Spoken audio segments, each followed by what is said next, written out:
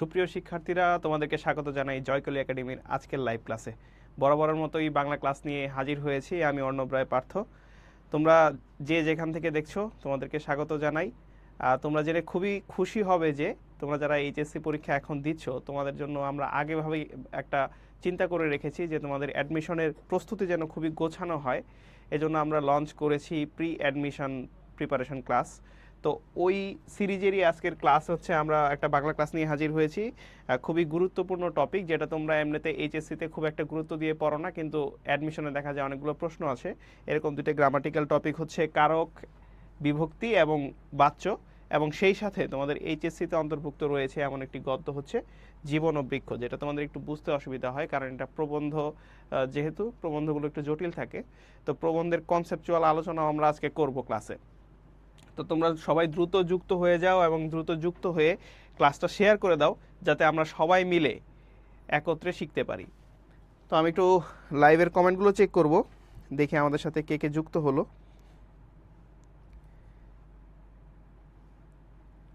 যেমনটি বলছিলাম যে জয়কলি একাডেমি কিন্তু লঞ্চ করেছে তোমাদের জন্য অ্যাডভান্স অ্যাডমিশন প্রিপারেশন ব্যাচ, বা আমরা বিষয়ভিত্তিক অ্যাডমিশনের জন্য প্রস্তুতি নিচ্ছি খুব আগে থেকেই, অর্থাৎ এখন থেকে হয়তো 4-5 মাস পরে তোমার অ্যাডমিশন পরীক্ষা, কিন্তু তার আগেই এগিয়ে থাকতে হবে, এবং এই এগিয়ে থেকেই আমরা অ্যাডমিশনের সফলতা লাভ করব। তো সেই আশাবাদ ব্যক্ত করে আমরা আমাদের আজকে ক্লাস শুরু করছি। তো লাইভে আমি দেখতে পাচ্ছি ইতিমধ্যে আমাদের সাথে অনেকেই যুক্ত হয়েছে, তোমাদেরকে স্বাগত জানাই। এবং যেটি বলছিলাম যে সবাই দ্রুত একটু লাইভটা শেয়ার করে দাও, যাতে আমরা সবাই মিলে শিখতে পারি। আফরানজুম নূর আমাদের সাথে যুক্ত হয়েছে, সুমাইয়া যুক্ত হয়েছে। সাউন্ড কি কম আসছে? এখন ঠিক আছে কি? সাউন্ড ক্লিয়ার আছে কিনা এটা একটু জানিয়ে দাও তোমরা। ওকে, যেমনটি বলছিলাম আজকে আমরা দুইটি বিষয়ের উপর গুরুত্ব দিব। শুরুতে আমরা হচ্ছে একটি প্রবন্ধ নিয়ে আলোচনা করব, যেটি কাজী মোতাহার হোসেন রচিত একটি প্রবন্ধ জীবন ও বৃক্ষ, যেটি কিন্তু আগের ব্যাচগুলোতে ছিল না, সেটিকে আবার ফিরিয়ে আনা হয়েছে। আমি যখন স্টুডেন্ট ছিলাম, এইচএসসি যখন দিয়েছিলাম 2019 সালে, তখন কিন্তু আমার এটা পাঠ্য ছিল, এবং পরবর্তীতে বেশ কিছু বছর এটা পাঠ্য ছিল না, এখন আবার এটিকে ফিরিয়ে আনা হয়েছে। তো এরকমটি হয়, সিলেবাসে বিভিন্ন সময় পরিবর্তন আসে। ঠিক আছে, আমরা ক্লাসে চলে যাই। তো আমরা আজকে শুরুতে আলোচনা করব জীবন ও বৃক্ষ নিয়ে। তো তোমরা যেমনটি জানো যে আমরা জয়কলির বাংলা বিচিত্রা থেকে কিছু চুম্বক অংশ তোমাদেরকে দেখাই এবং সেই অনুযায়ী ব্যাখ্যা করার চেষ্টা করি প্রত্যেকটি ক্লাসে। তো ওরকমই একটি অংশ, মোতাহার হোসেন চৌধুরী স্মরণীয় হয়ে আছেন বুদ্ধির মুক্তি আন্দোলন নামে পরিচিত বাঙালি মুসলমান সমাজের অগ্রগতির এক যুগান্তকারী আন্দোলনের অন্যতম কাণ্ডারী হিসাবে। তোমাদের মাথায় এখন প্রশ্ন আসতে পারে যে বুদ্ধির মুক্তি আন্দোলন জিনিসটা কি। এইটা হচ্ছে তৎকালীন মুসলিম সাহিত্যিক যারা ছিলেন তাদের একটা আন্দোলন, অর্থাৎ তাদের একটা সংগঠন ছিল মুসলিম সাহিত্য সভা। সেই মুসলিম সাহিত্য সভার একটা আন্দোলন ছিল বুদ্ধির মুক্তি আন্দোলন। তারা এই মুসলমান লেখক যারা ছিলেন তাদের মধ্যে একটা বিজ্ঞান মনস্ক চিন্তা এবং মুক্ত চিন্তার যে বিকাশ, সেটি ঘটানোর চেষ্টা করেছেন। এটার সাথে ফরুক আহমেদ যুক্ত ছিলেন, এটার সাথে পরবর্তীতে আহসান হাবিব যুক্ত হয়েছেন, এবং শুরুর দিকে মোতাহার হোসেন চৌধুরী কিন্তু এই আন্দোলনের নেতৃত্ব দিয়েছেন। সাহিত্য অঙ্গনে ও বাস্তব জীবনে মোতাহার হোসেন চৌধুরীর মধ্যে মুক্ত বুদ্ধি চেতনাটি প্রতিফলিত হয়েছে। যেমনটি বলছিলাম যে এই বুদ্ধির মুক্তি আন্দোলনের অন্যতম একটা লক্ষ্য ছিল কিন্তু মুসলিম যারা লেখক ছিলেন তাদের মধ্যে একটা মুক্ত বুদ্ধির চেতনার বিকাশ ঘটানোর। তো সেটি কিন্তু এই মোতাহার হোসেন চৌধুরীর মধ্যে আমরা দেখেছি। তার লেখায় মননশীলতা ও চিন্তার স্বচ্ছন্দ প্রকাশ ঘটেছে। এটা আমরা লেখা পড়লেই বুঝতে পারি। যদিও তোমরা অনেকেই বলো, আমি যতগুলো ক্লাস করিয়েছি সবাই জীবন ও বৃক্ষ পড়ানোর সময় বলে যে এই প্রবন্ধটা অনেক বেশি জটিল, অর্থাৎ লেখক কি বোঝাতে চেয়েছেন বা প্রাবন্ধিক কি বোঝাতে চেয়েছেন সেটা বুঝতে অসুবিধা হয়।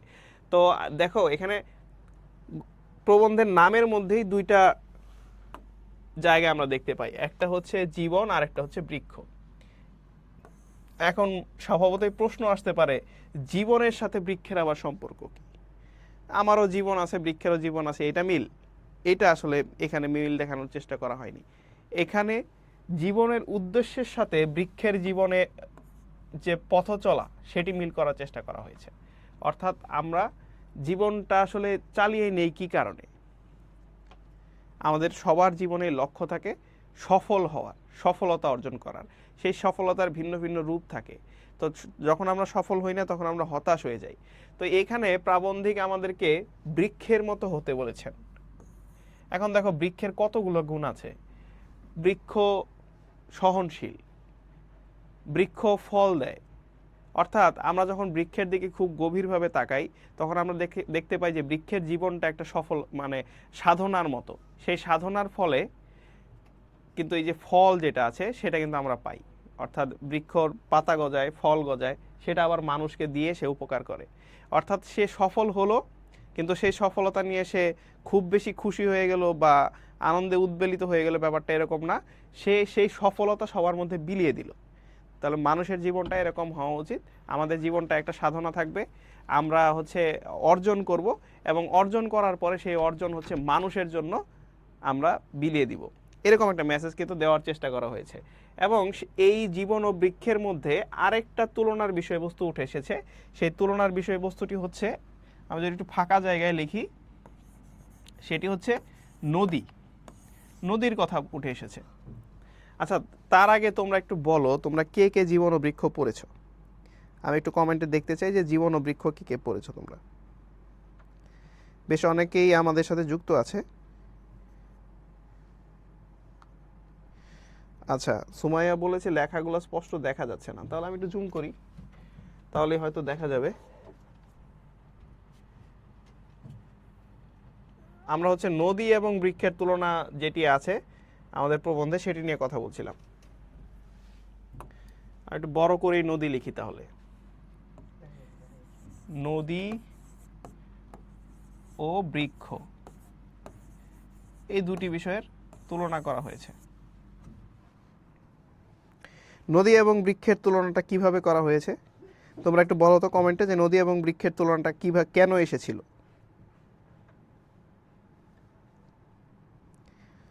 জীবন ও বৃক্ষ প্রবন্ধে নদী এবং বৃক্ষের যে তুলনা সেটি কেন এসেছিল। এখানে বলা হয় যে বৃক্ষের জীবনে একটা প্রাপ্তি আছে। বৃক্ষ সাধনা করে, সাধনার পরে কি হয়, ফুল ফল প্রাপ্তি হয়, ফুল ফল পায়। আর নদীর ক্ষেত্রে যে বিষয়টি ঘটে, নদী শেষ পর্যন্ত কোথায় গিয়ে আত্মবিসর্জন দেয়? নদী শেষ পর্যন্ত সমুদ্রে গিয়ে আত্মবিসর্জন দেয়। এইটা নদী এবং বৃক্ষের তুলনায় দেখা যায় যে নদীর জীবনে আসলে প্রাপ্তি নাই। সে বয়ে চলে, জীবন চলে, জীবন এগিয়ে যায়, নদীর জীবন এগিয়ে যায়, কিন্তু শেষ পর্যন্ত সেটা সমুদ্রে গিয়ে শেষ হয়। কিন্তু বৃক্ষের জীবনে দেখো বেটার জায়গা কোনটা, বৃক্ষ ফুল ফল দেয়, সেটা দিয়ে মানুষের উপকার হয়। তাই আমাদের জীবনটা নদীর মতো না হয়ে বৃক্ষের মতো হওয়া উচিত। এরকম একটা মেসেজ আমরা জীবন ও বৃক্ষ প্রবন্ধে থেকে পাই। তারপরে আমরা যদি আরো বলি, আমরা বৃক্ষের মধ্যে একটা বিনয় দেখতে পাই।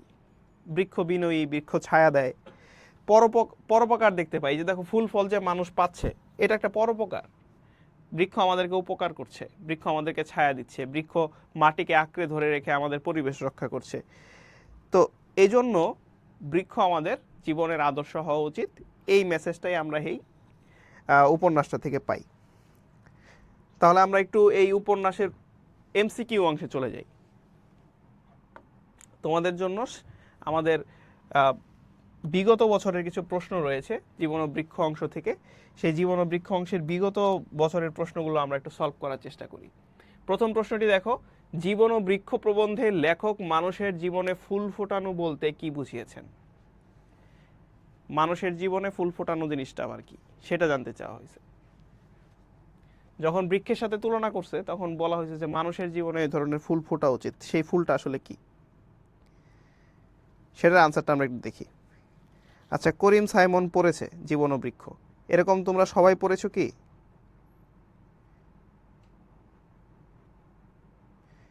হ্যাঁ, সুমাইয়াও পড়ে নাই। আচ্ছা, অনেকেই পড়ে নাই।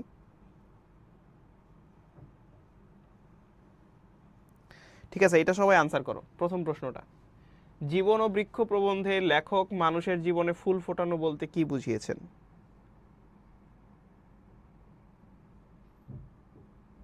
এই অ্যান্সারটা নিয়ে আমরা এগিয়ে যাব।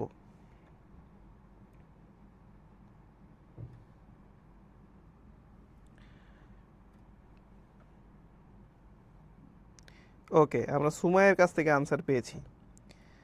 সি বলেছে সে, সাম্যবাদ, সাম্য।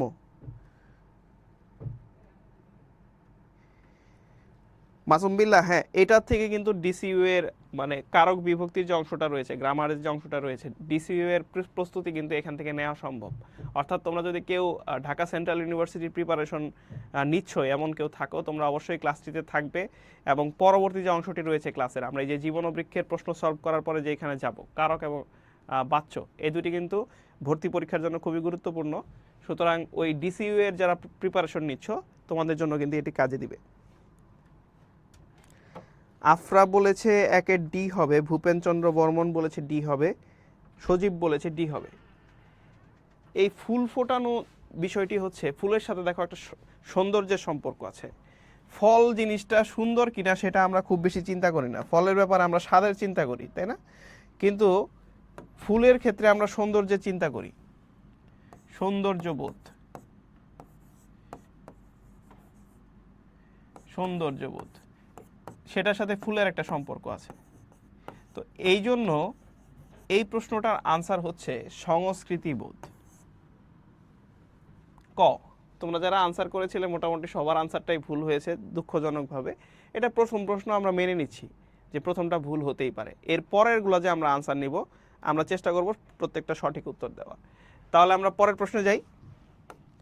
পরের প্রশ্নটি হচ্ছে বিচিত্র অভিজ্ঞতা দ্বারা সম্ভব।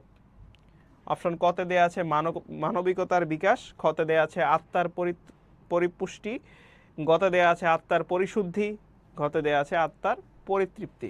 দেখো একদম কাছাকাছি, ক্লোজ অপশন এরকমই দেয়া থাকে পরীক্ষায়। অর্থাৎ দেখা যায় যে সবগুলোর চেহারা একরকম, একটা আরেকটার যমজ ভাই বোন আর কি। তো এই জন্যই আমরা মূলত ভুল করি। তো আমরা যে ভুল করি এটাই মূলত প্রশ্নকর্তারা চায়।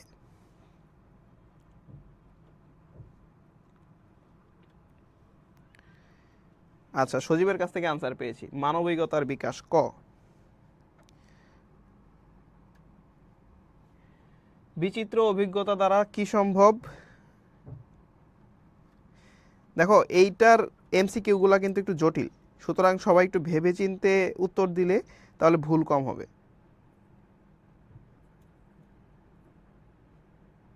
দুইয়ের এ আনসার। আচ্ছা, সুমাইয়া বলেছে দুইয়ের এ। ঠিক আছে, আমি আনসারটা বলে দিই। আনসারটা হচ্ছে আত্মার পরিপুষ্টি, অর্থাৎ খ। তোমরা যেটা ভেবেছো সেটা কিন্তু না, এটা মোটামুটি লাইন ধরেই দেয়া আছে, প্রবন্ধের মধ্যে লাইন ধরেই দেয়া আছে যে ক্রমাগত অনুশীলনের ফলে বা বিচিত্র অভিজ্ঞতা অর্জনের ফলে আমাদের কি হয়, আত্মার পরিপুষ্টি হয়। এটা সরাসরি একটা লাইন থেকে এসেছে। তো তোমরা যদি জীবন ও বৃক্ষ প্রবন্ধটা খুব মনোযোগ দিয়ে পড়তে, তাহলে কিন্তু আনসারটা খুব সহজভাবেই চলে আসতো। তারপরের প্রশ্নে আমরা যাই। পরের প্রশ্নটি হচ্ছে বড় মানুষের কাছে জীবনাদর্শের প্রতীক কি? বড় মানুষ বলতে কি যারা বয়সে বড় তারা? তারা না। বড় মানুষ হচ্ছে কাজে কর্মে যারা বড়, যাদের কর্ম ভালো, তাদেরকে বড় বলা হয়েছে, বড় মানুষ বলা হয়েছে। তো সেই বড় মানুষদের জীবন আদর্শের প্রতীক কি, তাদের জীবনটা দেখতে কেমন, সেটা জানতে চাওয়া হয়েছে। অপশন কতে দেয়া আছে মানবিকতা, খতে দেয়া আছে বিজ্ঞান মনস্কতা, গতে দেয়া আছে সজীব বৃক্ষ, ঘতে দেয়া আছে প্রবাহমান নদী।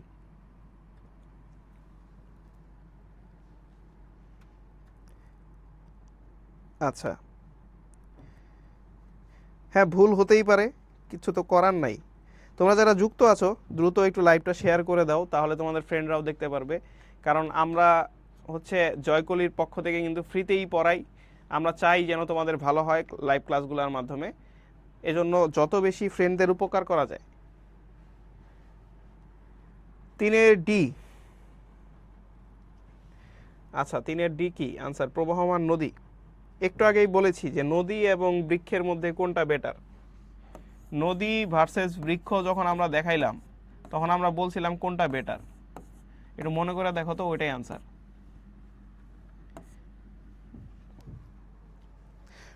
সুমাইয়া আফরিন ফাতেমা, ওয়ালাইকুম আসসালাম।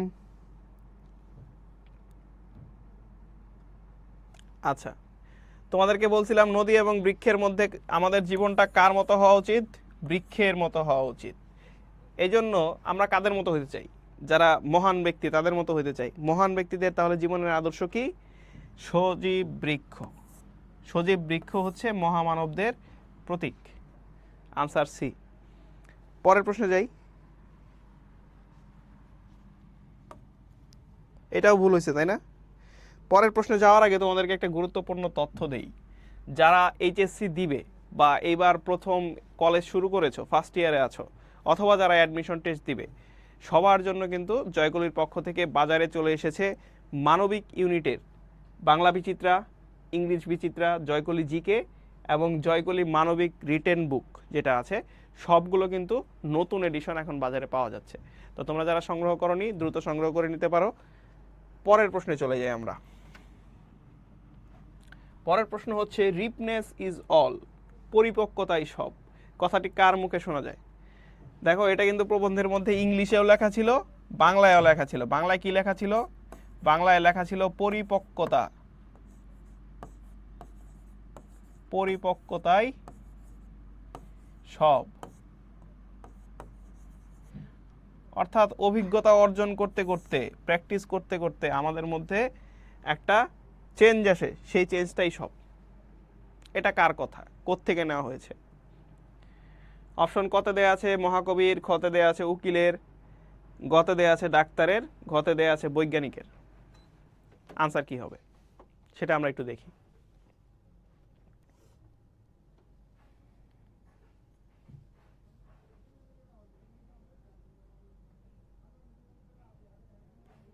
রতন বলেছে সে আজকের থেকে জয়কলির মেম্বার হয়ে গেল। হ্যাঁ, তোমাকে ওয়েলকাম রতন।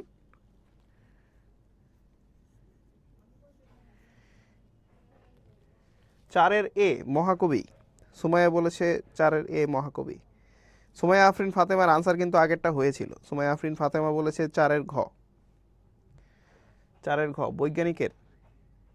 বৈজ্ঞানিকরা এগুলা কথা বলে নাকি? রিপনেস অল, রিপনেস ইজ অল। বৈজ্ঞানিকরা বৈজ্ঞানিক ভাষায় কথা বলে, তাই না? এটার মধ্যে দেখো একটা কবি কবি ব্যাপার আছে, এজন্য এটার আনসার কি হবে? এটার আনসার হবে মহাকবির। এই মহাকবিটা আবার কে? মহাকবি লোকটা কে? মহাকবি লোকটা হচ্ছে কে? মহাকবি লোকটা হচ্ছে শেক্সপিয়র। ইংরেজ কবি শেক্সপিয়র হচ্ছে মহাকবি। এই কথাটা কোন গ্রন্থে লিখেছেন তিনি? তার কাব্য নাটক কিং লেয়ার। কিং লেয়ারের মধ্যে উনি বলছেন রিপনেস ইজ অল। এটা মনে রাখবা তোমরা, সামনে প্রশ্ন আসতে পারে। এই যে কথাটা, সেটা লিখেছেন কোথায়? কিং লেয়ারের মধ্যে। পরের প্রশ্নে যাই আমরা। কোনটি আত্মার উন্নতি না হওয়ার কারণ? প্রশ্ন নাম্বার 5। তোমরা যারা এটা এখনো পড়োনি তারা ক্লাসের শুরুর দিকে থাকা দরকার ছিল। ক্লাসের শুরুর দিকে কিন্তু আমরা মোটামুটি একটা ধারণা দিয়েছি এটা সম্পর্কে। তারপরেও সবার এটা মাস্ট রিডিং পড়তে হবে। প্রবন্ধগুলো যদি আমরা রিডিং ভালো করে না পড়ি, বাংলায় ভালো করতে গেলে আমাদের অবশ্যই রিডিং পড়তে হবে। তোমরা যারা কবিতা মুখস্থ করতে চাও না, কবিতা কিন্তু আসলে আমাদের মুখস্থ না করলেও মনে কিন্তু রাখতে হবে, কারণ পরীক্ষায় প্রশ্ন এরকম আসে, আগের লাইন দিয়ে দেয়, পরের লাইন তোমাকে আনসার করতে হয়।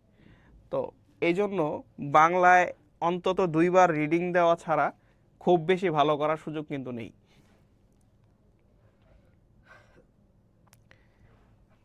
তোমরা যারা নতুন যুক্ত হয়েছো তোমাদেরকে স্বাগত জানাই। সুমাইয়া, সজীব তারা বলেছে এটার আনসার হবে ক, জীবন বোধে অন্তর পরিপূর্ণ না হওয়া।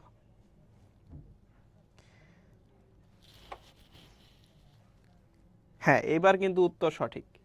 এবার তোমরা যে উত্তর দিয়েছো জীবন বোধে অন্তর পরিপূর্ণ না হওয়া, 5-এর আনসার এটি, এটি কিন্তু সঠিক। তোমাদেরকে অভিনন্দন।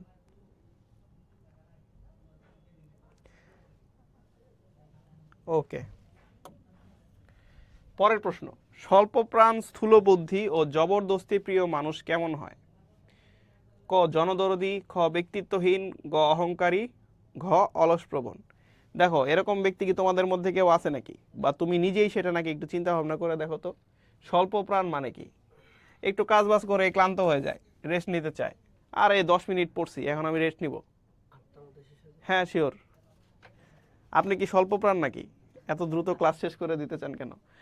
আচ্ছা, এই স্বল্প প্রাণ মানে কি তাহলে? স্বল্প প্রাণ মানে হচ্ছে যারা এই অল্পতেই কাহিল হয়ে যায়, কাজ বাজ খুব একটা করতে চায় না। স্থূল বুদ্ধি কি? হুটহাট ডিসিশন নিয়ে নেয়। ধরো কারোর সাথে একটু কথা হয়েছে, তাকে মারা শুরু করলো, চিন্তা ভাবনা করলো না যে আমি মারলে পরবর্তীতে কি হইতে পারে। তারপরে দেখা গেল যে 4-5 জনের মায়ের সে একা খাইলো মারতে গিয়ে। এটা হচ্ছে স্থূল বুদ্ধি। জবরদস্তি প্রিয় মানুষ কি?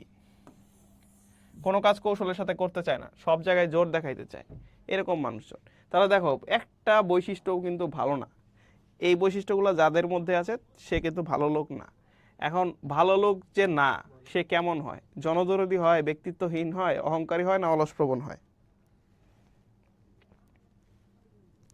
আনসার করো।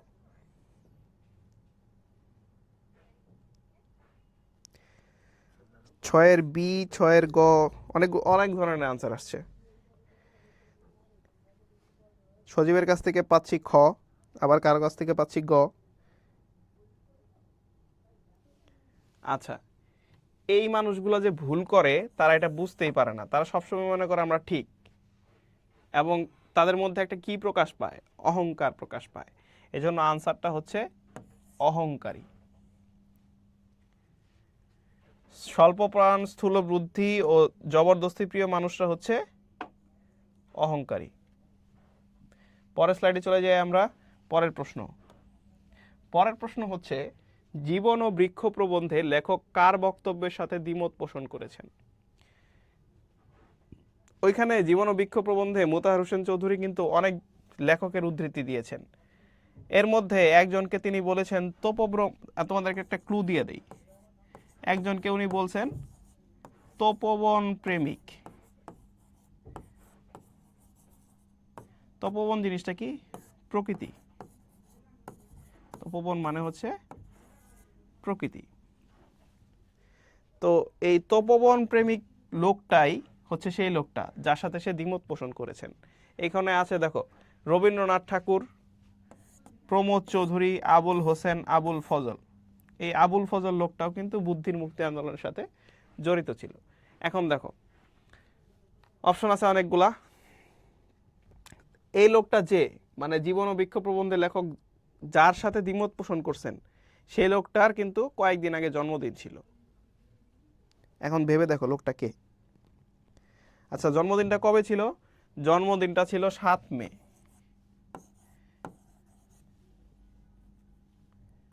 লোকটা আবার সাহিত্যে নোবেলও পাইছিল, সাহিত্যে নোবেল। অনেকগুলা ক্লু দিয়ে দিছে, এখন বলো তো কে?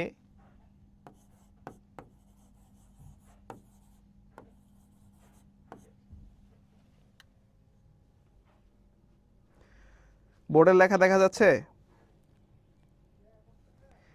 6 শেষ, এখন 7-এর আনসার করো সবাই। সুমাইয়া আফরিন ফাতেমা বলেছে 7-এর ক। আবার সুমাইয়া বলেছে যে আবুল হোসেন হবে নাকি? মনে হয়। আচ্ছা, এটা মনে হওয়ার সুযোগ আছে? এতগুলা অপশন দিলাম। 7 মে, সাহিত্যে নোবেল। আবুল হোসেন কি সাহিত্যে নোবেল পুরস্কার পাইছে? পায় নাই তো। আচ্ছা, এই যে এখন বুঝতে পারছো। রবীন্দ্রনাথ ঠাকুর, এটার আনসার হচ্ছে রবীন্দ্রনাথ ঠাকুর। রবীন্দ্রনাথ ঠাকুর মানুষের জীবনকে নদীর সাথে তুলনা করেছেন। তো এই নদীর সাথে তুলনা করার ব্যাপারটা মোতাহার হোসেন চৌধুরীর পছন্দ হয় নাই। উনি কিন্তু বলছেন যে মানুষের জীবন বৃক্ষের মতো হওয়া উচিত। এই ক্ষেত্রে হচ্ছে তারা দ্বিমত করেন। পরের প্রশ্নে যাই। অনুভূতির চক্ষুকে বড় করে তুললে সহজে উপলব্ধি করা যায় কোনটি? ফুল ফোটার দৃশ্য, ফুল ফোটার বেদনা, বৃক্ষের সাধনা, জীবনের বিকাশ। আমি যখন ক্লাসের শুরুর দিকে আলাপ করতেছিলাম তখন কিন্তু আমি এই প্রশ্নের আনসার দিয়ে দিয়েছি।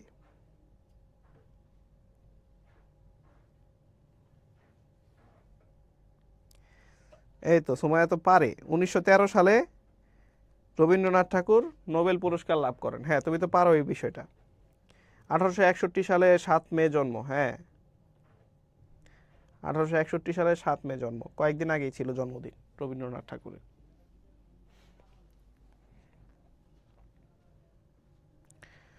পরের প্রশ্নটা দেখো, প্রশ্ন নাম্বার 8, অনুভূতির চক্ষুকে বড় করে তুললে সহজে উপলব্ধি করা যায় কোনটি? ফুল ফোটার দৃশ্য, ফুল ফোটার বেদনা, বৃক্ষের সাধনা, জীবনের বিকাশ। আনসার কোনটি হবে? আনসার বেশ কয়েকজনের কাছ থেকে কিন্তু পেয়ে গেছি।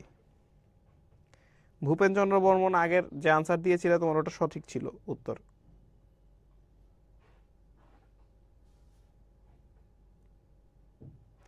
সবাই একটু লাইভটা শেয়ার করে দাও দ্রুত, যারা নতুন যুক্ত হয়েছে, যাতে তোমাদের ফ্রেন্ডরা দেখতে পারে। আর তোমার ফ্রেন্ড যে জানে না যে জয়কলি একাডেমিতে এরকম ফ্রি ক্লাস করানো হয়, লাইভ ক্লাসগুলোতে টপিক ওয়াইজ পড়ানো হয়, এমসিকিউ সলভ করানো হয়, তাকে কিন্তু অবশ্যই মেনশন করে দিবে বা ইনবক্সে ভিডিওটিও পাঠিয়ে দিতে পারো যে এটা পড়লে আমরা একসাথে ফেল করব না, একসাথে পাস করব। এটা কিন্তু বন্ধু হিসাবে তোমার দায়িত্ব। তাহলে দেখো, অনুভূতির চক্ষুকে বড় করে তুললে সহজে উপলব্ধি করা যায় কোনটিকে? বৃক্ষের সাধনাকে। আনসার হচ্ছে গ। গ হচ্ছে আনসার। ম্যাক্সিমামই তোমরা গ আনসার দিয়েছো, এজন্য তোমাদেরকে অভিনন্দন যে তোমাদের উত্তর সঠিক ছিল। পরের প্রশ্নে যাই আমরা। বৃক্ষ কেবল বৃদ্ধির ইশারা নয়, মোতাহার হোসেন চৌধুরী বলেছেন তা আরও কিছুর ইঙ্গিত করে। শুধু বৃদ্ধি দিয়েই বৃক্ষের যে বৈশিষ্ট্য সেটা বোঝা যায় না, আরও কিছুর ইঙ্গিত পাওয়া যায়। সেটা কি? এটা দেখো ঢাকা বিশ্ববিদ্যালয়ের ক ইউনিটের বাংলা প্রশ্নে আসছে 2020-21 শিক্ষাবর্ষে। অপশন কতে দেয়া আছে বিবেচনা বোধ, খতে দেয়া আছে প্রশান্তি, গতে দেয়া আছে ধৈর্যশীলতা, ঘতে দেয়া আছে গতিময়তা।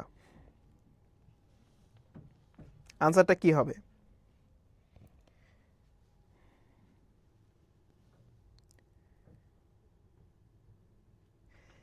বৃক্ষ কেবল বৃদ্ধির ইশারা নয়, মোতাহার হোসেন চৌধুরী বলেছেন তা আরো কিছু ইঙ্গিত করে।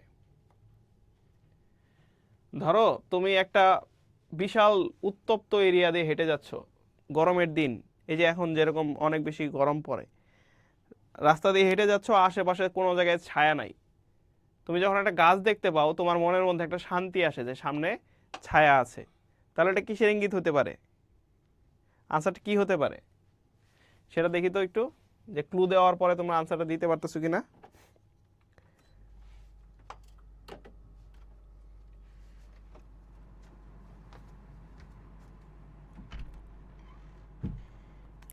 নয়ের বি প্রশান্তি। আচ্ছা, এই তো ক্লু দেওয়ার পরে তো বুঝতে পেরেছো, আনসার হচ্ছে প্রশান্তি। এটার আনসার প্রশান্তি। পরের প্রশ্নে যাই আমরা। পরের প্রশ্নটি হচ্ছে, নীরব ভাষায় বৃক্ষ আমাদের কিসের গান শোনায়? এটা এসেছে 2020-21 শিক্ষাবর্ষে মানবিক ইউনিটে ঢাকা বিশ্ববিদ্যালয়ে। অপশন ক দেয়া আছে বেদনার, খ আছে ব্যর্থতার, গ আছে সার্থকতার, ঘ আছে আনন্দের। বৃক্ষ কি ব্যর্থ বা বৃক্ষের কি কোনো বেদনা আছে? একটু ভেবে দেখো তো, বৃক্ষ সম্পর্কে আমরা এতক্ষণ কি নিয়ে আলোচনা করতেছি, যে বৃক্ষ কি জীবনে সফল নাকি অসফল? এটার প্রশ্ন নাম্বার 10। আমার নেটটা একটু স্লো, এই জন্য তোমাদের আনসারগুলো আমি পরে দেখতে পারি।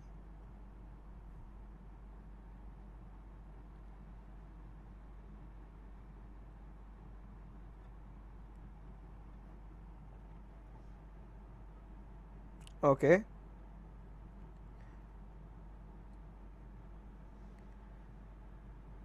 আচ্ছা, এটা আনসার হচ্ছে গ, সার্থকতার গান শোনায়। বৃক্ষ আমাদেরকে কিসের গান শোনায় নীরবে? সার্থকতার গান শোনায়, যে তার জীবন সার্থক, সে নিজে বৃদ্ধি পেয়েছে, মানুষকে ছায়া দিয়েছে, মানুষকে ফুল দিয়েছে, মানুষকে ফল দিয়েছে। তারপরের প্রশ্নটি দেখো, মোতাহার হোসেন চৌধুরীর জীবন ও বৃক্ষ প্রবন্ধে উল্লেখকৃত রিপনেস ইজ অল বা পরিপক্কতাই সব উদ্ধৃতি কোন কবির? একটু আগে আমি বলে দিয়েছি। মোতাহার হোসেন চৌধুরীর জীবন ও বৃক্ষ প্রবন্ধে উল্লেখকৃত রিপনেস ইজ অল বা পরিপক্কতাই সব উদ্ধৃতিটি কোন কবির? প্রশ্ন এসেছে ঢাকা বিশ্ববিদ্যালয়ের ঘ ইউনিট, যেটি বর্তমানে নেই, এখন সেটি বি ইউনিটের সাথে একীভূত হয়ে গেছে, 16-17 সেশনে এসেছিল। প্রশ্ন অপশন কতে দেয়া আছে উইলিয়াম ওয়ার্ডসওয়ার্থ, খতে দেয়া আছে জন কিটস, গতে দেয়া আছে জন মিল্টন এবং ঘতে দেয়া আছে উইলিয়াম শেক্সপিয়ার। তো এটার মধ্যে কোনটা আনসার হবে?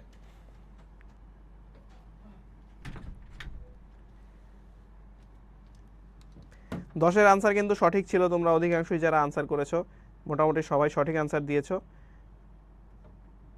11 ডি মনে হয়, ডি মনে হচ্ছে, ডি মনে হলে হবে, কনফিডেন্সের সাথে বলতে হবে ডি।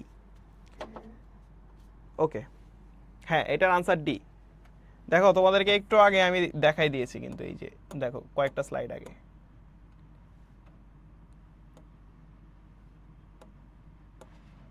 এই যে দেখো এখানে বলে দিয়েছিলাম, যখন আমি বলছি রিপনেস ইজ অল, প্রশ্ন নাম্বার 4 যখন সলভ করাই তখন বলে দিয়েছিলাম যে এই যে শেক্সপিয়র হচ্ছে এটার লেখক এবং কোন গ্রন্থে এটা লিখছে, গ্রন্থটার নাম হচ্ছে কিং লিয়ার। মনে রাখবো সবাই। আমরা এখন 12 নম্বর প্রশ্নের আনসার করব। 12 নম্বর প্রশ্নটি হচ্ছে জীবন ও বৃক্ষ প্রবন্ধ অবলম্বনে চর্মচক্ষুকে ড্যাশ না করে ড্যাশ ও অনুভূতির চক্ষুকে বড় করো। অর্থাৎ এখানে দুটা শূন্যস্থান দেয়া আছে, সেই শূন্যস্থানের মধ্যে কি বসবে সেটা আনসার করবা তোমরা। অপশন কোনটা হবে?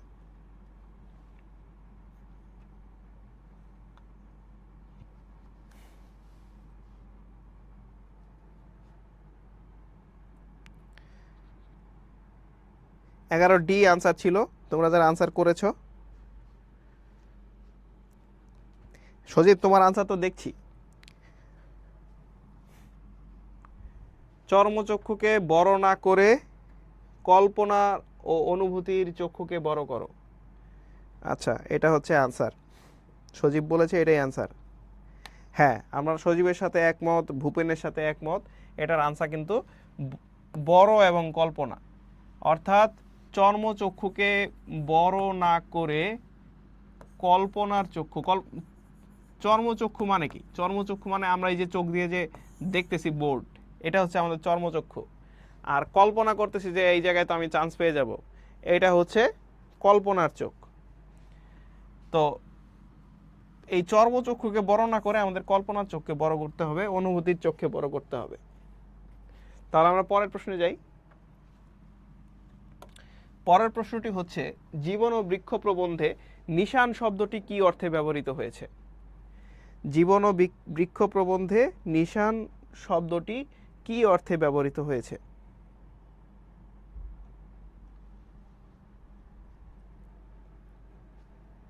নিশান জিনিসটা আসলে কি? নিশান মানে হচ্ছে পতাকা, এটা হচ্ছে ডাইরেক্ট অর্থ। যেমন বাংলাদেশের পতাকা এরকম অনেকটা দেখতে, তাই না? পতাকা আমি অত ভালো আঁকতে পারি না, তো এটা দেখলে আমরা মনে করি যে এটা বাংলাদেশ। ধরো বাইরে কোনো জায়গায় একটা পতাকা টানানো আছে, এটা দেখে আমরা প্রথমেই কি ভাববো? এটা বাংলাদেশ, অর্থাৎ এটা একটা আইডেন্টিটি কার্ড বা পরিচয়পত্রের মতো। তাহলে এটা আনসার কি হবে বলো তো? নিশান বা পতাকা সেটা আমাদের কি হিসেবে কাজ করে? 13 নাম্বার আনসার কি হবে? 13 অনেকেই বলেছে 13 সি হবে, লক্ষ্য। আবার আফরা আঞ্জুম নূর বলেছে চিহ্ন। দুজনের একজনেরও আসলে আনসারটা হয় নাই, এটার আনসারটা হবে পরিচয়। নিশান মানে পরিচয়। তোমাদেরকে অনেকভাবে বোঝানোর চেষ্টা করলাম যে পতাকা আইডেন্টিটি কার্ড, দেখলেই আমরা চিনতে পারি এটা কোন দেশ। তো এই জন্য এটার ব্যবহার হয়েছে পরিচয় অর্থে। উদ্দীপক দেয়া আছে দেখো একটা, নিচের উদ্দীপকটি পড়ো এবং 14 ও 15 নং প্রশ্নের উত্তর দাও। জাহাঙ্গীরনগর বিশ্ববিদ্যালয়ের শিক্ষার্থী ফাইয়াজ জ্ঞান চর্চার মাধ্যমে নিজেকে যেমন সমৃদ্ধ করেছেন তেমনি আলোকিত করেছেন শিক্ষক ও বন্ধু বান্ধবদের। জাহাঙ্গীরনগর বিশ্ববিদ্যালয়ে আমার পড়ার সুযোগ হয়েছিল, যদিও আমি এখন ঢাকা বিশ্ববিদ্যালয়ের শিক্ষার্থী। বিশ্ববিদ্যালয়টা খুবই সুন্দর। তো দেখো সেই বিশ্ববিদ্যালয়ের একজন শিক্ষার্থী ফাইয়াজ, সে জ্ঞান চর্চার মাধ্যমে নিজেকে যেমন সমৃদ্ধ করেছেন তেমনি আলোকিত করেছেন শিক্ষক ও বন্ধু বান্ধবদের। নিজে তো আলোকিত হয়েছেই, সেই সাথে শিক্ষক এবং বন্ধু বান্ধবদেরও সে আলোকিত করেছে। অর্থাৎ লোকটা কিন্তু ভালো, সে নিজেই শুধু ক্লাস করে না, সে শেয়ার করে অন্যদেরকে ক্লাস করার একটা সুযোগ করে দেয়। ঠিক আছে, তো দেখো পরের প্রশ্নটা আমরা দেখি। উদ্দীপকের ফায়াজ জ্ঞান চর্চার মাধ্যমে নিজেকে সমৃদ্ধ করার সাথে জীবন ও বৃক্ষ প্রবন্ধের কোন বিষয়ের মিল রয়েছে?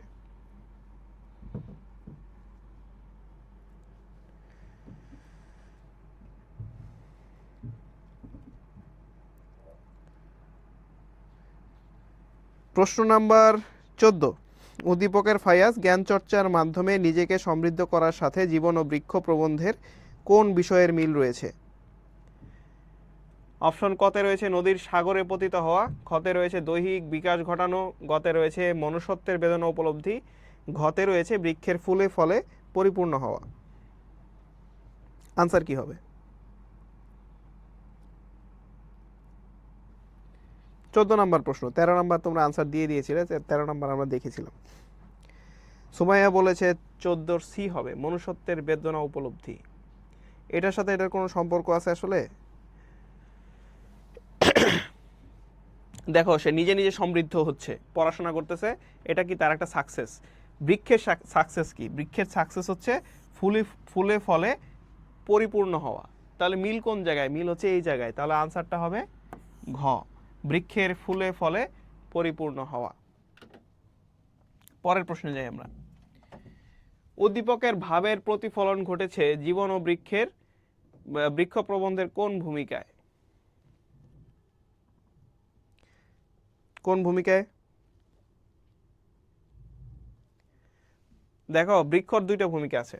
বৃক্ষ প্রথমে নিজে বৃদ্ধি পায়, তারপর হচ্ছে ফুল ফল দেয়, ফুল ফল হয় বৃক্ষে। তা এটা হচ্ছে বৃক্ষের একটা ব্যক্তিগত প্রাপ্তি, এটা হচ্ছে তার ব্যক্তিগত প্রাপ্তি। আর বৃক্ষ আমাদেরকে ফুল ফল দান করে, আর আমরা হচ্ছে বৃক্ষ থেকে ছায়া লাভ করি। অর্থাৎ বৃক্ষ আমাদেরকে ছায়া দান করে আর ফুল ফল দান করে। তাহলে বিষয়টা কি হলো?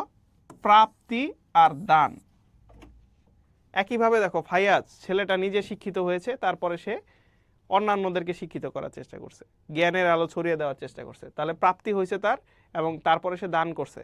তাহলে আনসারটা হবে প্রাপ্তি ও দানে। ক্লিয়ার?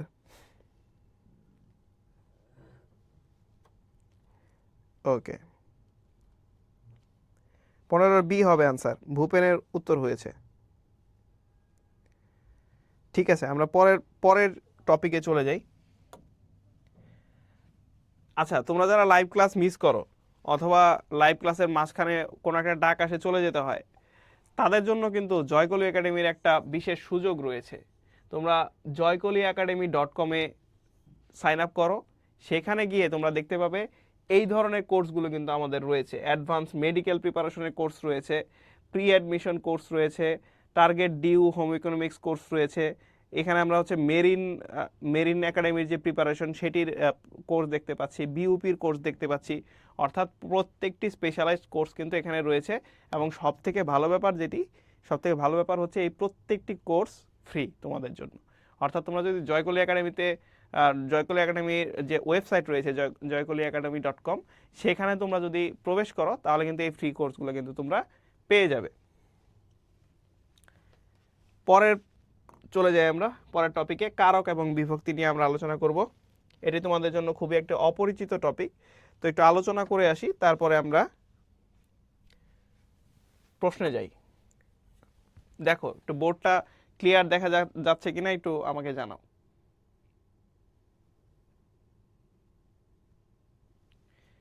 কারক জিনিসটা আসলে কি? কারক মানে হচ্ছে ক্রিয়াপদের সাথে অন্যান্য পদের সম্পর্ক। ক্রিয়াপদ মানে কি? কাজের সাথে একটা বাক্যের মধ্যে যেই শব্দটা দিয়ে কাজ বোঝায় সেটার সাথে অন্যান্য পদের নামপদ মানে বিশেষ্য এবং সর্বনাম, এই দুটি পদের যে সম্পর্ক তাকে বলা হয় কারক। তো এই সম্পর্ক আবার কত প্রকারের হয়? নতুন নিয়ম অনুযায়ী 6 প্রকারের হয়, পুরান নিয়ম অনুযায়ী 6 প্রকারের হয়, কিন্তু এখানে নামের একটু পরিবর্তন ঘটেছে। নতুন নিয়ম অনুযায়ী, নতুন ব্যাকরণ অনুযায়ী কারক 6 প্রকার। কি কি? কর্তা কারক, কর্মকারক, করণ কারক, অপাদান কারক, অধিকরণ কারক, সম্বন্ধ কারক। আর পুরাতন নিয়ম অনুযায়ী এখানে একটা চেঞ্জ ছিল, এখানে সম্বন্ধ কারক আছে, এখানে সম্বন্ধ কারক ছিল না, এখানে কি ছিল, সম্প্রদান কারক ছিল। কারণ তখন মনে করা হয়তো যেহেতু সম্বন্ধ পদের ক্রিয়াপদের সাথে সরাসরি সম্পর্ক নাই, তাহলে এটা কারক হইতে পারে না।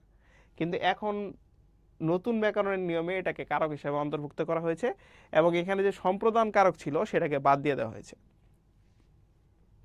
তাহলে আমরা যদি কারক সম্পর্কে জানতে চাই, কারক সম্পর্কে জানার আগে বা কারক নির্ণয় করতে যাওয়ার আগে আমাদের বিভক্তি সম্পর্কে জানতে হয়। বিভক্তি জিনিসটা কি? বিভক্তি হচ্ছে বাক্যের মধ্যে অন্য শব্দের সাথে সম্পর্ক বোঝাতে বিশেষ্য ও সর্বনাম পদের সঙ্গে অর্থহীন যে অংশ যুক্ত করা হয় সেগুলাকে বলা হয় বিভক্তি। বিভক্তি এক ধরনের লগ্নক। লগ্নক মানে কি? লগ্নক হচ্ছে পদের সাথে যুক্ত এক্সটেনশন বা আলাদা অংশ, এটাকে বলা হয় লগ্নক ব্যাকরণের ভাষায়। তো আমরা কোনো কোনো জায়গায় এ যুক্ত করি, কোনো কোনো জায়গায় তে যুক্ত করি, অন্তস্থ যুক্ত করি, অন্তস্থ এ যেটা আছে সেটা, কে, রে, এগুলো যুক্ত করি, এগুলাই হচ্ছে বিভক্তি। তো এগুলো আবার শ্রেণী বিভাগ করা যায়, বিভক্তির বিভিন্ন শ্রেণী বিভাগ আছে। 7 প্রকার বিভক্তি পাই আমরা, প্রথমা থেকে সপ্তমী পর্যন্ত 7 প্রকার বিভক্তি পাই। তোমাদের যে গ্রামার বইটা আছে ওখানে সুন্দর একটা চার্ট দেওয়া আছে, দেখবা এক বচনের ক্ষেত্রে বিভক্তি, বহু বচনের ক্ষেত্রে বিভক্তি, এরকম একটা চার্ট দেওয়া আছে। প্রথম বিভক্তি বা শূন্য বিভক্তি, দ্বিতীয় বিভক্তি, এভাবে সুন্দর করে একটা চার্ট দেওয়া আছে। সেই চার্টটা তোমাদের মুখস্থ করতে হবে, কারণ আমরা যখন কারক নির্ণয় করব তখন এই বিভক্তি কিন্তু আমাদের মনে রাখতে হবে। তো দেখো, জয়কলি বাংলা বিচিত্রায় সুন্দরভাবে প্রত্যেকটি বিভক্তির কি ব্যবহার সেটা কিন্তু সুন্দর করে সাজিয়ে দেয়া থাকে। তো আমরা একটু কারকের প্রশ্ন সলভিংয়ে চলে যাই, এবং প্রশ্ন সলভ করার সাথে সাথেই কিন্তু আমরা কারক সম্পর্কে ধারণা দিব। প্রথম প্রশ্ন, এবারের সংগ্রাম স্বাধীনতার সংগ্রাম, এ বাক্যের অন্তর্গত স্বাধীনতার শব্দটি কোন কারকে কোন বিভক্তি? ঢাকা বিশ্ববিদ্যালয়ের ক ইউনিটে 16-17 সেশনে এসেছে এবং গ ইউনিটে এসেছে 19-20 সেশনে। অর্থাৎ আমি যে বছর পরীক্ষা দিয়েছিলাম সেই বছর এই প্রশ্ন এসেছে। সুমাইয়া আফরিন ফাতেমা, সমাসের ক্লাস নিব? হ্যাঁ, সমাসের ক্লাস নিব অবশ্যই। আচ্ছা, এটার আনসার কি? এটার আনসার হচ্ছে কি? এটার আনসার হচ্ছে নিমিত্তার্থে ষষ্ঠী। কেন এটা নিমিত্তার্থে ষষ্ঠী হইল? আনসারে এই কারক এটা হওয়ার কারণ কি? কারণ হচ্ছে কোনো কিছুর জন্য সংগ্রাম করতেছি আমরা। কিসের জন্য? স্বাধীনতার জন্য সংগ্রাম করতেছি, একটা উদ্দেশ্য আছে। এই যে এই ধরনের উদ্দেশ্যবাচক যে বিষয়গুলো আছে এগুলাকে বলা হয় নিমিত্তার্থে। আর এখানে বিভক্তি কি আছে? র এর, র বিভক্তি যুক্ত আছে, স্বাধীনতার সাথে র বিভক্তি যুক্ত আছে। র এর এই দুইটা যদি যুক্ত থাকে সেটাকে বলা হয় ষষ্ঠী বিভক্তি। ষষ্ঠী বিভক্তি।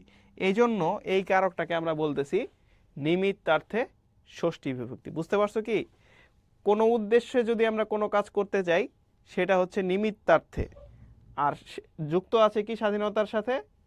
র এর যুক্ত আছে, এজন্য এটা ষষ্ঠী। এজন্য এটার আনসার হচ্ছে নিমিত্তার্থে ষষ্ঠী বিভক্তি। পরের প্রশ্নে যাই। সুখে থেকো এই দোয়া করি, কোন কারক? সুখে থেকো এই দোয়া করি।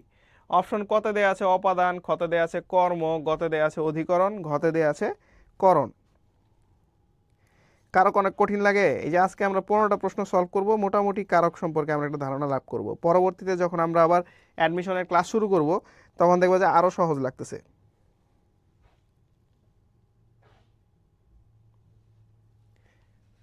সুখে থেকো, সুখের নিচে ধরো দাগ দেওয়া নাই, কিন্তু এটাই হচ্ছে ক্রিয়াপদের সাথে সম্পর্ক। থাকার সাথে সুখের সম্পর্ক, থাকা হচ্ছে ক্রিয়াপদ, সেটার সাথে সুখের সম্পর্ক। তো এই সুখ জিনিসটা কি? সুখ হচ্ছে কর্ম, এই জন্য এটা হচ্ছে কর্মকারক। এটা কি কারক? কর্মকারক।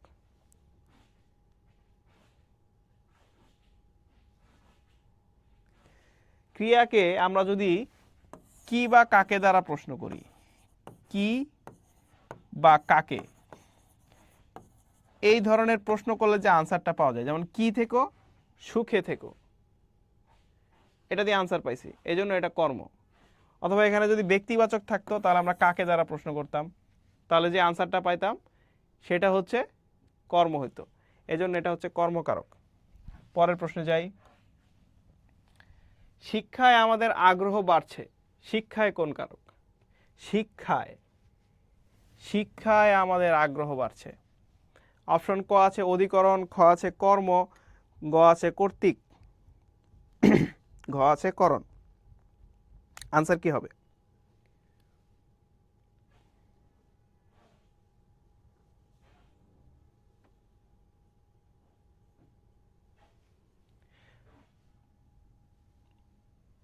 শিক্ষায় আমাদের আগ্রহ বাড়ছে, সবাই একটু আনসার করো। কঠিন তো লাগবেই, কঠিন তো স্বাভাবিক।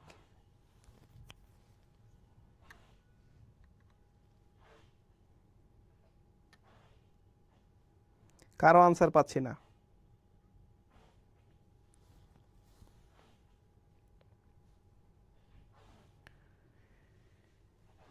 এই যে আগ্রহ বাড়ছে, বাড়ছেটা হচ্ছে ক্রিয়া, কই বাড়ছে? শিক্ষায়। তাহলে এই শিক্ষাটা হচ্ছে ক্রিয়া সম্পাদনের আধার বা স্থান, স্থান, সময়। এই স্থান সময় এইগুলার উল্লেখ থাকলে সেটা সাধারণত, সবসময় না, সাধারণত অধিকরণ কারক হয়। অর্থাৎ আমাদের বাড়ছে, আগ্রহটা কোথায় বাড়ছে? শিক্ষায় বাড়ছে, এবং শিক্ষার নিচে দাগ দেয়া আছে। তো তাহলে এটা একটা ক্ষেত্র বা স্থান। স্থান সরাসরি বলা যায় না, শিক্ষা কোনো স্থান না, শিক্ষা হচ্ছে একটা ক্ষেত্র। এই ক্ষেত্রে যদি উল্লেখ থাকে তাহলে আমরা কি পাই? অধিকরণ কারক পাই। এটা আনসার হচ্ছে অধিকরণ কারক। তোমরা কি কিছু বুঝতেছো? বুঝলে একটু কমেন্ট করো যে হালকা পাতলা বুঝতেছি। শুরুর দিনই সব বুঝে ফেলবে এরকম আমি বলতে চাই না।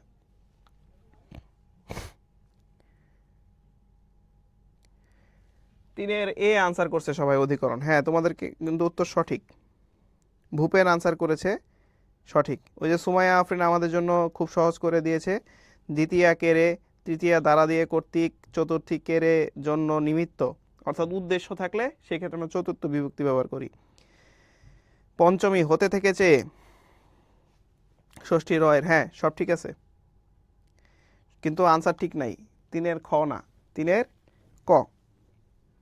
পরের প্রশ্নে যাই আমরা। যারা ডিসিইউ এর প্রিপারেশন নিতে চাচ্ছিলে তারা কিন্তু মিস করছো। কথায় চিরে ভিজে না, এ বাক্যে কথায় কোন কারকে কোন বিভক্তি?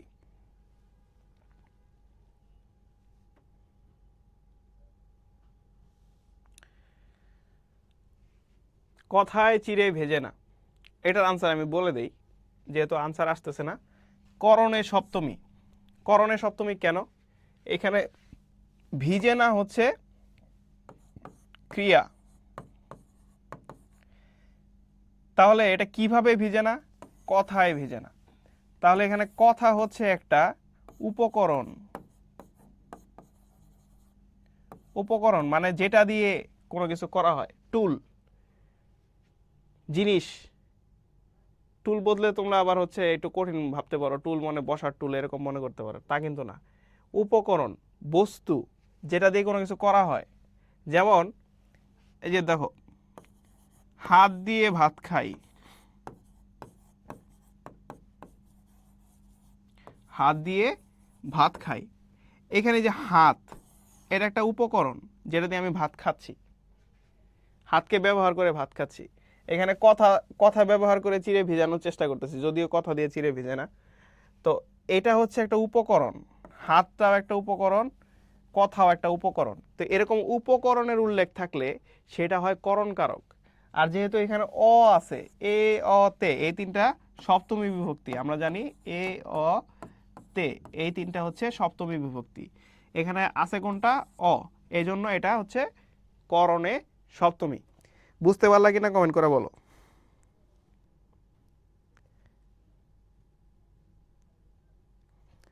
আবার এখানে আরেকটা ঝামেলা আছে, তোমরা যদি এই যে দেখো আরেকটা ঝামেলা কোন জায়গায় সেটা একটু দেখানোর চেষ্টা করি তোমাদেরকে। আমরা দেখলাম হাত দিয়ে ভাত খাই করণ কারক, কিন্তু আমরা যদি বলি যে মাছ দিয়ে মাছ দিয়ে ভাত খাই।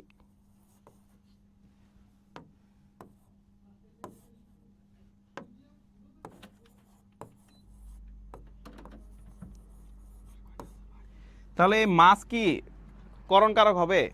টাইম লাগবে, একটু টাইম লাগবে। তাহলে এই মাছ কি করণ কারক হবে? এই মাছ কিন্তু করণ কারক হবে না, কারণ মাছ দিয়ে তো তুমি তুলে তুলে ভাত খাচ্ছ না, ভাত আর মাছ তো একসাথেই খেয়ে ফেলতেছো। তো এই জন্য এই মাছ কিন্তু করণ কারক না। এই ক্ষেত্রে তখন হচ্ছে মাছ হচ্ছে কর্মকারক হয়ে যাবে।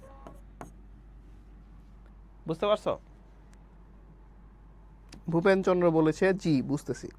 ওকে, ধন্যবাদ। তাহলে আমরা পরের প্রশ্নে যাই। কোন বাক্যে কর্তৃকারকের সপ্তমী বিভক্তির উদাহরণ আছে? কোন বাক্যে কর্তৃকারকের সপ্তমী বিভক্তির উদাহরণ আছে? দেখো তো কোন বাক্যে আছে। লোভে পাপ, পাপে মৃত্যু। আমরা শুরুতে হচ্ছে বিভক্তি খেয়াল করার চেষ্টা করি। এই লোভের মধ্যে, লোভে এটার মধ্যে এ আছে, এটার মধ্যে এ আছে, তাহলে বিভক্তি এটাতে আছে। আরো কোনো জায়গায় আছে কিনা দেখি তো। শীত এলে বসন্ত কি দূরে থাকে? শীতের মধ্যে তো বিভক্তি নাই।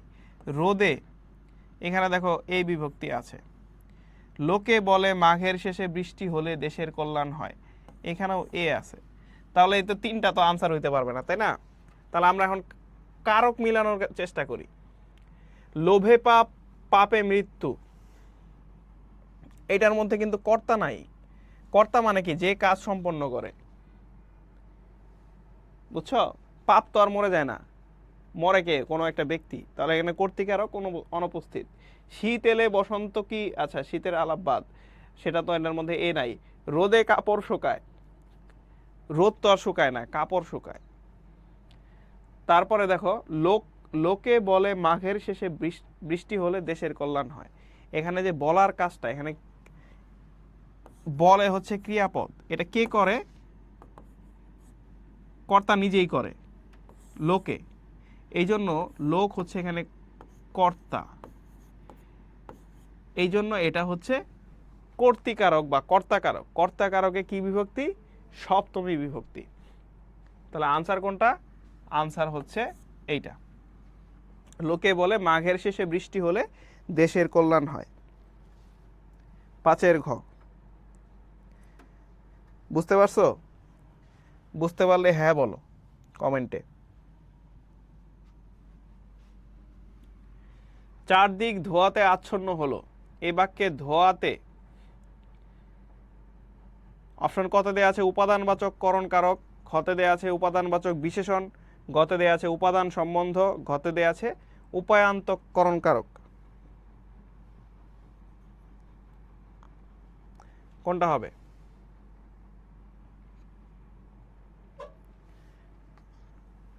এই যে মাটি, তারপরে পানি,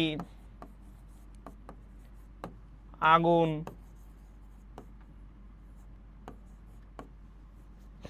তারপরে হচ্ছে ধোঁয়া, এগুলা কি? এগুলা হচ্ছে এক ধরনের উপকরণ, এবং এই উপকরণগুলা দিয়ে আমরা ক্রিয়া সম্পন্ন করতেছি। ধোঁয়া দিয়ে সবকিছু আচ্ছন্ন করে দিচ্ছি। আচ্ছন্ন হওয়া, এটা হচ্ছে ক্রিয়াপদ। এই ক্রিয়াপদটা ঘটতেছে কিসের সাহায্যে? ধোঁয়ার সাহায্যে ঘটতেছে। কোনো কিছুর সাহায্যে যখন ঘটে তখন সেটা হয় করণ কারক। তাহলে এটার আনসার কি হবে? উপাদানবাচক করণ কারক, অপশন ক। আশা করি বুঝতে পারছো। আমি ধরে নিচ্ছি যে তোমরা কারক পারো না, এই জন্য আমি আনসারগুলো নিজে করে দিচ্ছি এবং আনসারের ব্যাখ্যা দিয়ে দিচ্ছি যেন তোমরা হচ্ছে কারকটা বুঝতে পারো। পরের প্রশ্ন, কপালের লেখা যায় না খণ্ডন, কোন কারকে কোন বিভক্তি? অপশন কতে আছে অধিকরণে শূন্য, খতে আছে সম্প্রদানে দ্বিতীয়া, গতে আছে অধিকরণে ষষ্ঠী, ঘতে আছে সম্প্রদানে সপ্তমী। কোনটা হবে?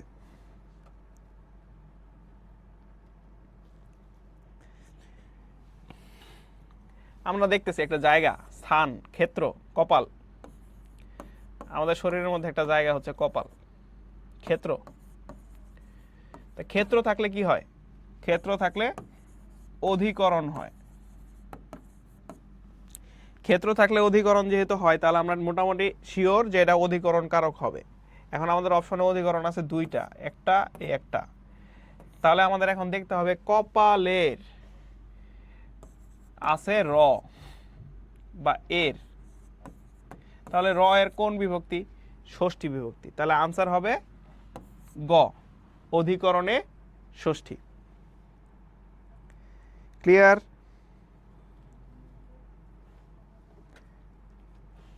হ্যাঁ ক্লিয়ার। ওকে, পরের প্রশ্নে যাই আমরা। পরের প্রশ্ন হচ্ছে কাথায় শীত মানে না, কোন কারকে কোন বিভক্তি? অপাদানে পঞ্চমী, গ নিমিত্তার্থে সপ্তমী, গ করণে সপ্তমী, কর্মকারকে দ্বিতীয়া। এটার আনসার কি হবে? কাথায় শীত মানে না, এটার একটা সাইলেন্টলি দ্বারা আছে ধরে নাও, কাঁথা দ্বারা শীত মানে না। তার মানে কি? কি দিয়ে শীত মানে না, কি দ্বারা শীত মানে না, কি দিয়ে প্রশ্ন করলে আমরা আনসার পাচ্ছি কাঁথা, তাহলে এটা কর্ম। তাহলে আনসার কি হবে? কর্মকারকে দ্বিতীয়া। অ আছে, আমরা বলি দ্বারা দিয়ে কর্তৃক, সাইলেন্টলি ধরে নিছি আমরা। ঠিক আছে, তাহলে এটা আনসার কি হবে? কর্মকারকে দ্বিতীয়া। পরের প্রশ্নে যাই আমরা। তিনি চোখে দেখেন না, এখানে চোখে কোন কারক?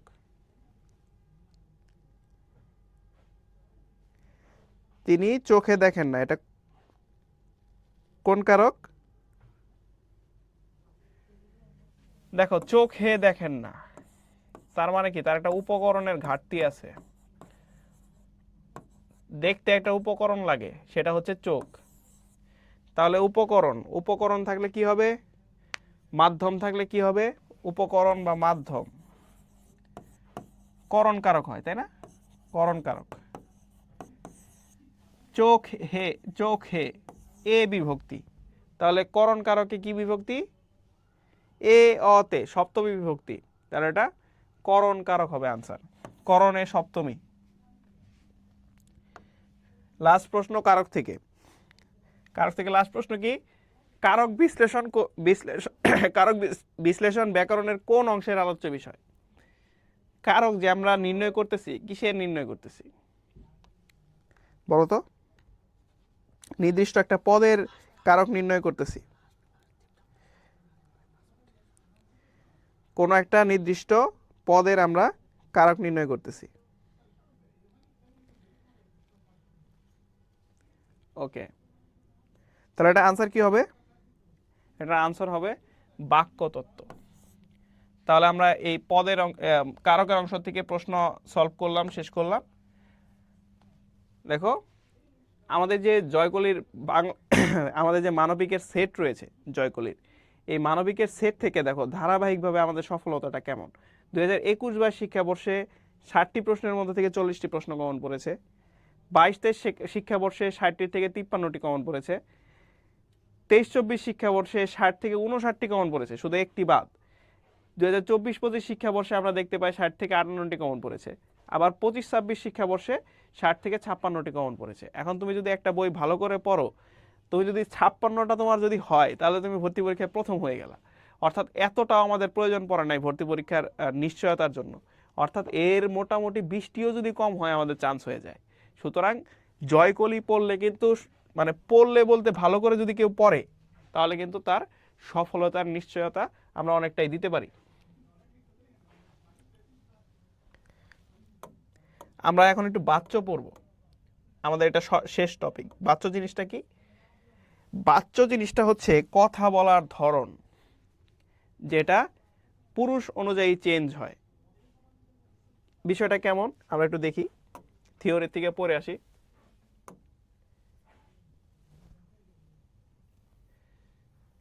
বাচ্যের সংজ্ঞা যদি আমরা বলি, বাক্যের প্রকাশভঙ্গিকে বাচ্য বলে। অর্থাৎ একটা কথা আমরা কিভাবে বলতেছি সেটাই হচ্ছে বাচ্য। এখন এই যে কথা বলার ধরনটা কিভাবে চেঞ্জ হয়, প্রকাশভঙ্গির ভিন্নতা অনুযায়ী বাচ্য 3 প্রকার: কর্তাবাচ্য, কর্মবাচ্য এবং ভাববাচ্য।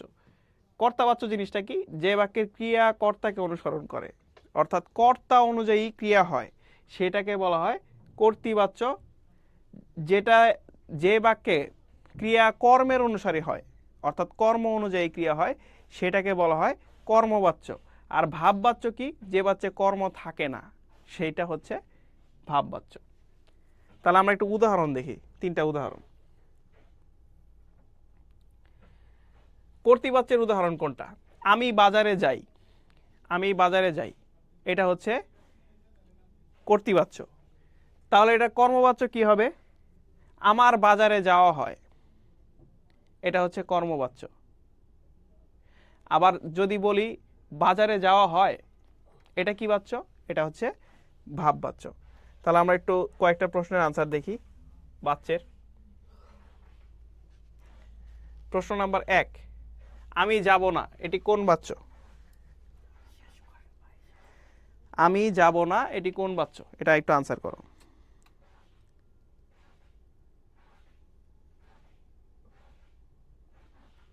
আচ্ছা, দেখো এখানে কর্তা নিজেই উপস্থিত, আমি যাচ্ছি না। যেহেতু কর্তার অনুসারী হচ্ছে কর্ম, এই জন্য এটা কর্তাবাচ্য। অপশন ঘ হচ্ছে আনসার। পরের প্রশ্নটা দেখি। কোথায় থাকা হয়? কে থাকে, কই থাকে, কিছুর উল্লেখ নাই। কোথায় থাকা হয় অর্থাৎ এই বাক্যে দেখো কর্মের উল্লেখ নাই, কি বা কাকে দ্বারা আমি কোনো প্রশ্ন পাচ্ছি না। তাহলে যে বাচ্যের মধ্যে কর্ম অনুপস্থিত থাকে সেটা কি বাচ্য? সেটা হচ্ছে ভাব বাচ্য। আরেকটি প্রশ্ন আমরা দেখি, প্রশ্নটা লাস্ট। কোন বাক্যটি ভাব বাচ্যের উদাহরণ? অপশনে দেওয়া আছে তুমি যেতে পারবে না। কে যেতে পারবে না? তুমি যেতে পারবে না। এখানে কর্ম উপস্থিত আছে। তোমার যাওয়া হবে না, এখানেও কর্ম উপস্থিত আছে। কার যাওয়া হবে না? তোমার যাওয়া হবে না। তুমি যাবে না, এখানে যাওয়া আছে। তারপরে তুমি যাবে কিনা স্থির করতে পারোনি, এখানেও আছে। তাহলে এটা ভাব বাচ্যের উদাহরণ কোনটা?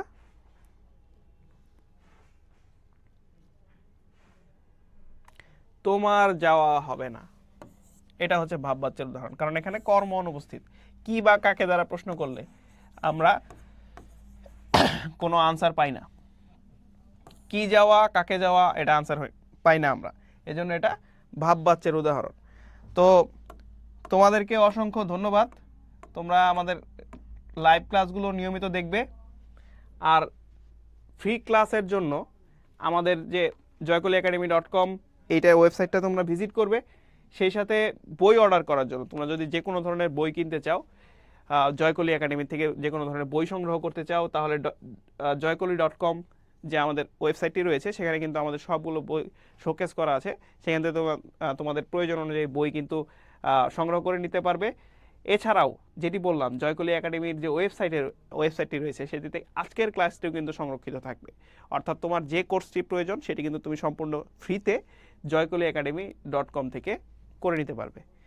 তাহলে আজকে তোমাদেরকে ধন্যবাদ জানাই। এছাড়াও তোমাদের যদি কোনো কিছু জানার থাকে, কোনো জয়কলি একাডেমি সম্পর্কে কোনো ধারণা প্রয়োজন হয়, এই যে হোয়াটসঅ্যাপ নাম্বারটি রয়েছে 01678343471, এই নাম্বারটিতে তোমরা নক করলে যে কোনো ধরনের প্রশ্নের উত্তর কিন্তু তোমাদেরকে প্রদান করা হবে। তাহলে ধন্যবাদ জানাই। আজকের লাইভ ক্লাসটি এখানেই শেষ করছি। বিদায়।